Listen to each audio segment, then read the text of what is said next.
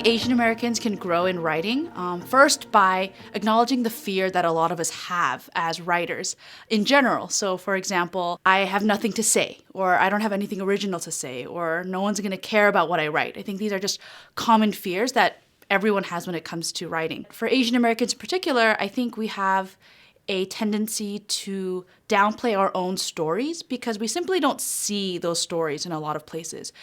Even in our high school curriculums or in our bookstores or libraries, a lot of these books are written by non-Asians, and the examples they use may be white or black or some other culture and just not ours. So how then do we write as writers? The first thing to remember is that God is the master storyteller. He wrote all of our stories uniquely from the beginning. And so if we remember that truth, then we know that each of us has an original voice, an original perspective, a unique experience that helps us to remember that what we say is valid and true and can really point to another facet of who God is.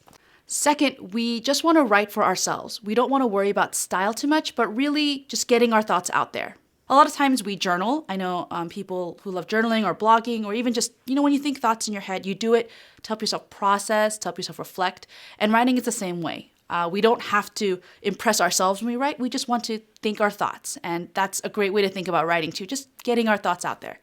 But then third, I do think it's writing for the church, right? These individual stories that God has given us, they're there so that we can bless and encourage the rest of the body. And so when we do write, we can really see ourselves as becoming that building of the church, building one another up. And so I do think it's so important for us to share these unique, original, beautiful stories that God has given us. And that's why I think Asian Americans should all write.